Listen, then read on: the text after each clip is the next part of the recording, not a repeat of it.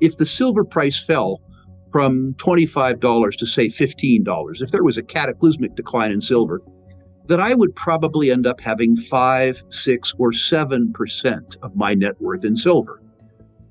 My target allocation at present is 2.5%. That says a whole bunch of things. The first thing it says is that to the extent I'm wrong, it doesn't change my decision as to what to have for breakfast. Rick Rule shares insights on the silver market in this brief video. He discusses his current 2.5% target allocation in silver, emphasizing its disconnected nature. Rule touches on the uncertainty of above-ground silver inventory, the economic challenges of recycling, and the disappointment of silver speculators. He contrasts silver as a speculative investment with gold's role in wealth preservation.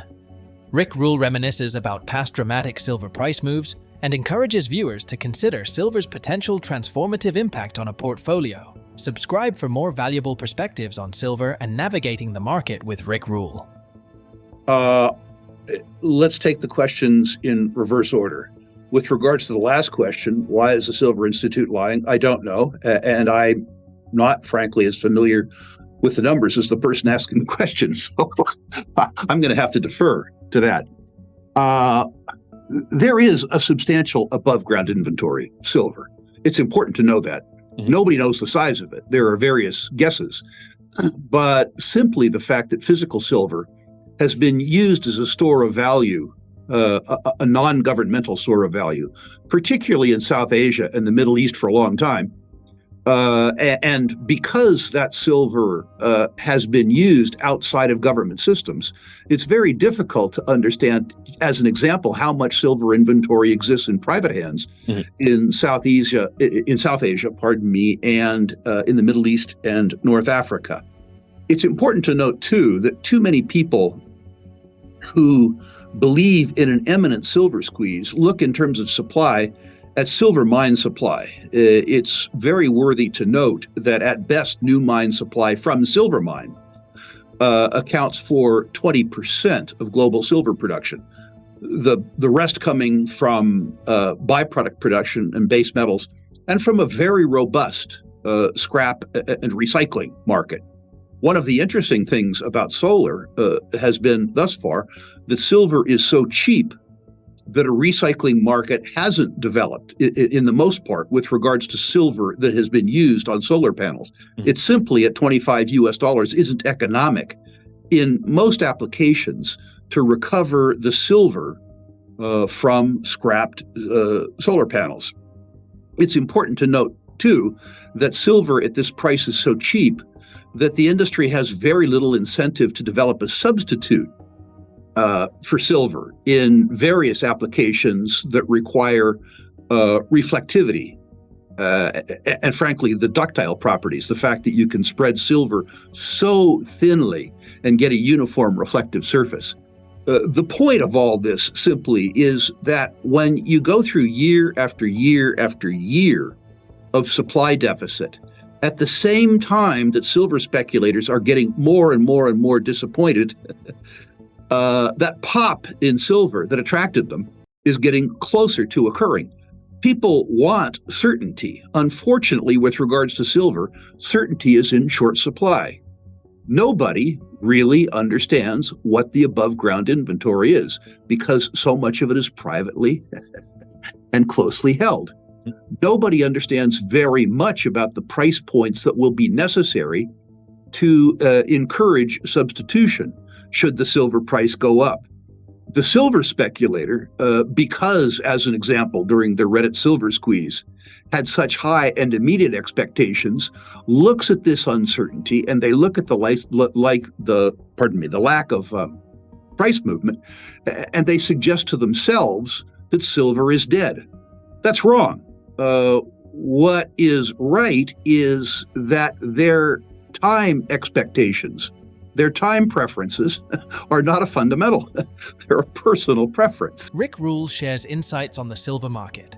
He discusses the potential impact of a decline in silver prices and emphasizes the uncertainty surrounding above-ground silver inventory. Rule explores the dynamics of silver supply, recycling markets, and the industry's lack of incentive to develop substitutes.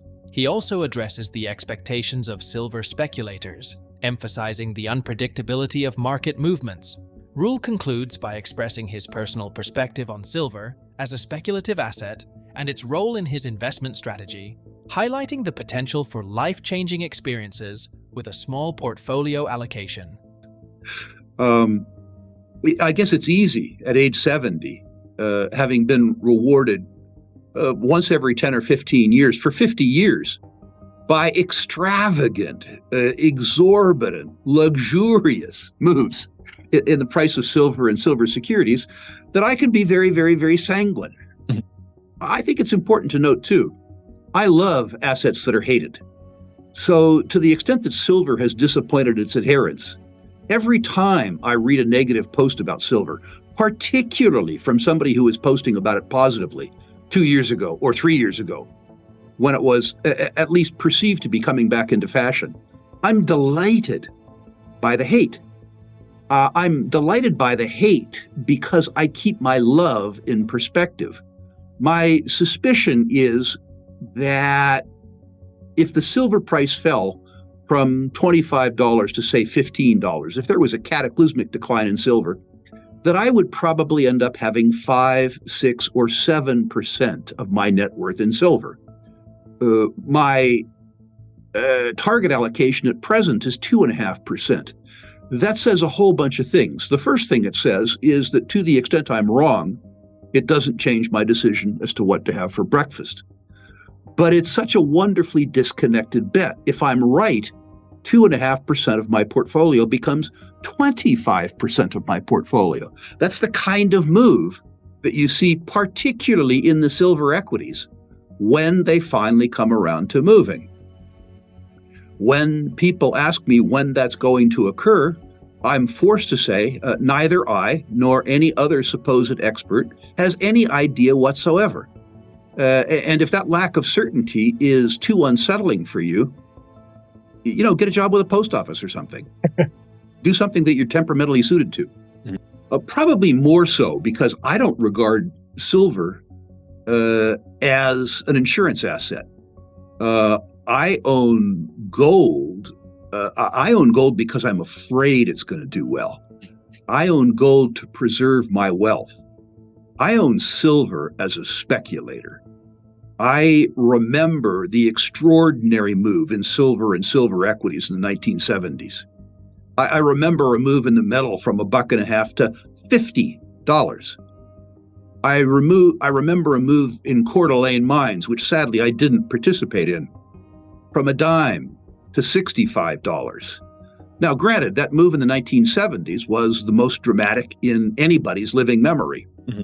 But the moves that we enjoyed in the early part of the decade of the 90s, not a halcyon time for precious metals, was certainly one for the record books, too. I remember the price of silver going from $4, if my memory serves me correct, back to almost $50 again, but much more dramatically. I remember, and I did participate in a major way, Silver Standard going from 72 cents to $45. Pan American Silver going from 50 cents to plus $40. These are truly extravagant moves. And people who have the financial wherewithal to risk a decline, risk being wrong, and that have the psychological wherewithal to handle the sort of dormant periods where silver doesn't make you anything but costs you a lot. Those people, and I've known, well, I am one, and I've known several, stand to enjoy absolutely life-changing experiences by utilizing a fairly small proportion of their overall portfolio or liquidity. I mean, think about the idea that a fairly young person has with, say, $100,000 portfolio, and that person allocates only $5,000 to silver. And then they experience the sort of moves that silver has exhibited at least 3 times in my career. That $5,000 becomes $50,000, at least pre-tax. which is to say somebody experiences a marked change in their portfolio for a fairly small financial allocation. That's why I own silver. I don't, frankly, this is going to sound very arrogant, I frankly don't need the money, but I enjoy the process. The vast majority of my estate is going to go to philanthropy. And I intend to leave a lot. Silver will help me. As we wrap up this cosmic journey through the Silver Galaxy with Rick Rule, it's clear that the silver market is a celestial terrain filled with uncertainties and opportunities. Whether you're a seasoned investor or just setting out on your financial voyage, remember that silver's allure lies not just in its past extravagances, but also in the potential for unexpected, life-changing moves. If you found this video insightful and are hungry for more celestial wisdom from Rick Rule, be sure to hit that thumbs up, subscribe to our channel, and share this cosmic adventure with your fellow investors. May your path through the Silver Galaxy be illuminated with success. Thanks for joining us, and until our next exploration, take care and stay tuned. See you tomorrow on this exciting journey through the world of investments.